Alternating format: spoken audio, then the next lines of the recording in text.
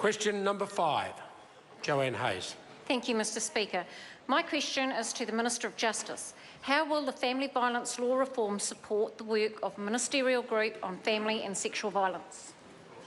The Honourable Amy Adams. Mr Speaker, the review of family violence law provides a critical foundation for the Ministerial Group work programme. For example, it supports the work of the Integrated Safety Response Pilot.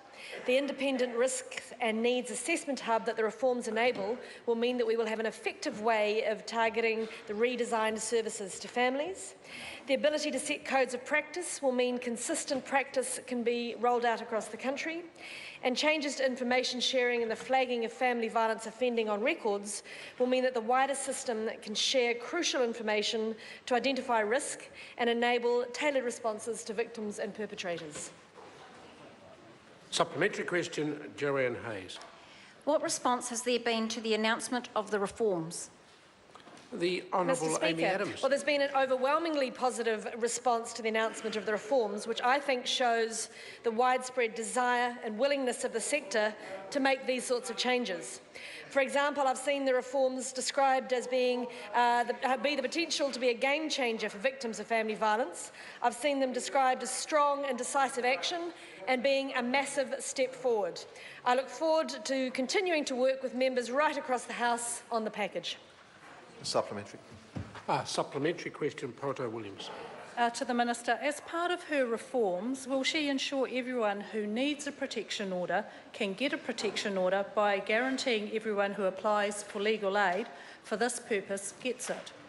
The Honourable Amy Mr. Adams. Speaker, well, a big part of the reforms is ensuring that we address and remove the barriers to getting protection orders, some of which are financial, and we're addressing that in a number of ways. First of all, we're ensuring that it's a much easier process to apply for protection orders. We're funding an advice service to help people work through the process if they don't want to use a lawyer. But I'll also point out to the member that 94% of the applications for legal aid are granted. There isn't an income threshold imposed, and there is no debt created. Supplementary question. Supplementary question, Tim McIndoe.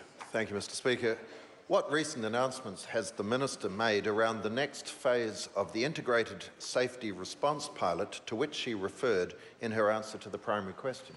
The Honourable Amy Adams. Mr Speaker, well, the Integrated Safety Response Pilot is a key initiative developed by the Ministerial Group on Family and Sexual Violence to better support family violence victims by improving safety and stopping family violence escalating by intervening and identifying risks earlier. We're already seeing excellent results out of the first pilot site in Christchurch. Last month, with Ministers Tolley and Collins, I was pleased to announce that the pilot will shortly be extended to the Waikato. Extending the pilot to the Waikato provides us with an opportunity to assess how well the model works across a diverse population, including a higher proportion of rural and Māori communities. Question number 6,